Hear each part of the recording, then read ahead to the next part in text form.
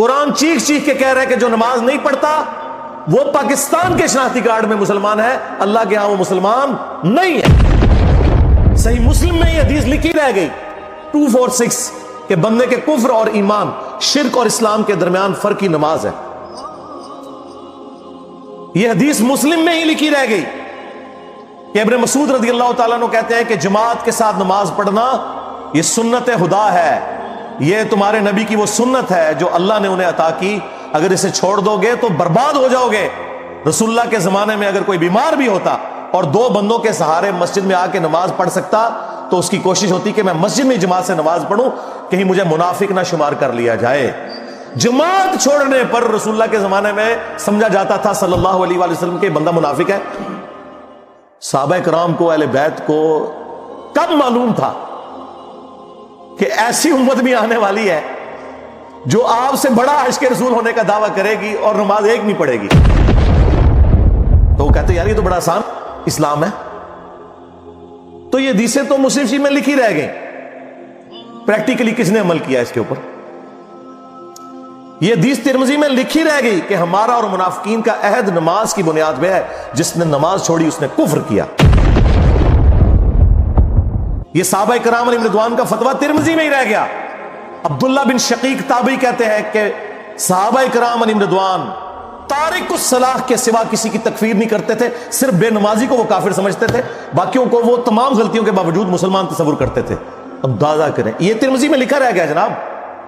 ہاں، ہم جب چیخ چیخ کے یہ باتیں بیان کرتے ہیں، لوگ کہتے ہیں یار یہ کس قسم کی باتیں کر رہے ہیں، یہ کہاں پہ لکھی ہوئی ہیں؟ سرکار کتابوں میں لکھی ہوئی ہیں۔ یہی تو ہم آپ سے کہہ رہے ہیں کہ مرنے سے پہلے اے مسلمان کر لے اس پہ غور، کتابوں کا خدا اور ہے، بابوں کا خدا اور۔ یہ حدیث ابو داؤد میں ہی لکھی رہ گئی کہ بچہ جب 7 سال کا ہو جائے تو اسے نماز کا حکم دو، اور نہ پڑھے 10 سال کی عمر میں اسے سزا بھی دو، اور 10 سال کے بچوں کے بستر بھی الگ کر دو۔ یہ ابو داؤد میں لکھی رہ گئی حدیث۔ عمل کس نے کیا؟ یہ حدیث ابن ماجہ میں لکھی رہ گئی کہ نبی علیہ السلام نے فرمایا اے معاذ، اللہ کے ساتھ شرک نہ کرنا، خواہ تمہارے ٹکڑے ٹکڑے کر دیے جائیں، تمہیں قتل کر دیا جائے، سولی دے دیا جائے، یا آگ میں زندہ جلا دیا جائے، شرک نہ کرنا۔ یہ پہلی نصیحت۔ اسی حدیث میں دوسری نصیحت، نماز نہ چھوڑنا۔ تمہارا اللہ کے ساتھ عہد نماز کی بنیاد پہ ہے، اگر تم نے نماز چھوڑ دی تو اللہ کا ذمہ اٹھ گیا تم سے۔ اور تیسری چیز فرمایا شراب نہ پینا، یہ تمام برائیوں کی جڑ ہے۔ تو یہ حدیثیں تو لکھی رہ گئی سرکار۔ یہ حدیث مسند احمد میں ہی لکھی رہ گئی کہ نبی علیہ السلام نے فرمایا کہ نماز قیامت کے دن نمازی کے لیے دلیل، نجات اور نور ہوگی، اور جو نماز نہیں پڑھتا قیامت کے دن نہ اس کے لیے کوئی دلیل ہوگی اللہ کے حضور بچنے کی، نہ نجات اور نہ کوئی روشنی، نور جو پولیس رات سے گزرنے کے لیے قرآن میں آیا نا، وہ نور۔ اور پھر نبی علیہ السلام نے فرمایا کہ بے نمازی کا حشر اسی حدیث میں آتا ہے، فرعون، قارون اور حامان اور امیہ ابن خلف کے ساتھ ہوگا۔ ہاں جی، کچھ بھی ہے تیرے محبوب کی امت سے ہے۔ محبوب تو پہلے ہی بتا گئے ہیں کہ بے نمازی تیرا حشر تو فرعون کے ساتھ ہونا ہے، تیرا حشر قارون کے ساتھ ہونا ہے، امیہ ابن خلف کے ساتھ ہونا ہے۔ اور یہ تو میں آپ کو صرف ایک بات کر رہا ہوں۔ اب اگر میں قرآن کی توحید بیان کرنا شروع کروں تو قرآن کے پہلے صفحے کا ٹیسٹ دنیا کے کروڑوں مسلمان پاس نہیں کر سکتے۔ ایاک نعبد و ایاک نستعین، یہ قرآن میں لکھا رہ گیا۔ ماشاءاللہ فجر کی نماز میں یہ پڑھ کے نکلتا ہے، اور مسجد کے ساتھ جو دربار ہے ریگولرلی حاضری دے کے اس بابے سے بھی مانگ کے گھر آتا ہے۔ تو کیا نماز تو پڑھی؟ تو مسلمان ہے، تیری ہر نماز کی ہر رکعت میں تو یہ نہ پڑھے تیری نماز ہی نہیں ہوتی۔ ایاک نعبد و ایاک نستعین، اے اللہ عبادت بھی تیری کریں گے، دعا بھی تجھی سے مانگیں گے، مدد بھی تجھی سے مانگیں گے۔ یہاں مدد مانا دعا کے، لیکن یہاں مولویوں نے پھر پٹی پڑھا دی، ان کا نہیں جی امی سے روٹی نہ مانگے۔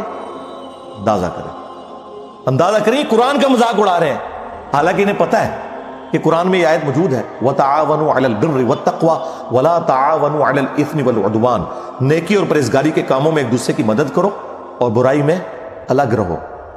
قرآن نے بتایا ہے کہ اللہ نے دنیا کو اسباب کے ساتھ جوڑا ہوا ہے.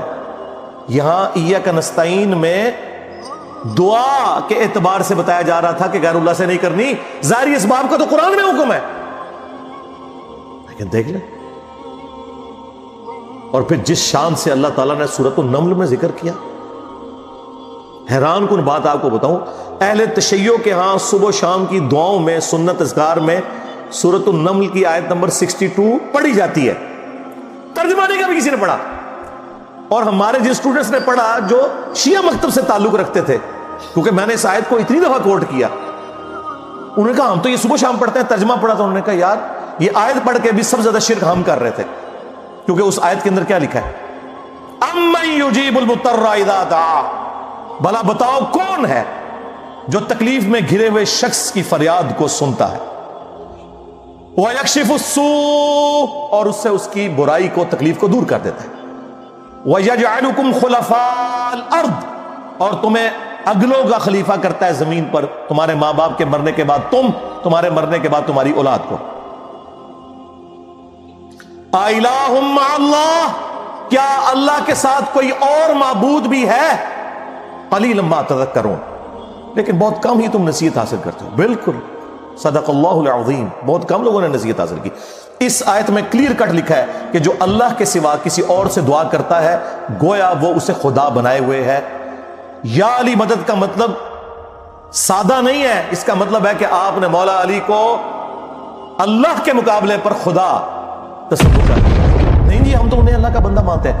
نہیں جناب, قرآن تو یہ کہتا ہے کہ اللہ کا بندہ مان کے یا بغیر بندہ مان کے. جب تمہارا یہ عقیدہ ہے کہ اللہ کے سوا کوئی تمہاری تکلیف دور کر سکتا ہے, جی پیچھے اللہ ہی ہے, اچھا اللہ پیچھے رکھ رہے ہیں. یہ دیکھیں حدیث میں لکھا ہوا ہے نماز کا طریقہ. اور نہیں جی ہمارے امام صاحب نے بھی تو وہی کچھ بتایا نا, پیچھے تھے اتنے بھی نبی علیہ السلام نے, نبی علیہ السلام پیچھے رکھنے کے لیے, میرے نبی صاحب ہے ہی کوئی نہیں, تیرے بابے تھے شاہ ہی کوئی نہیں. قرآن چیخ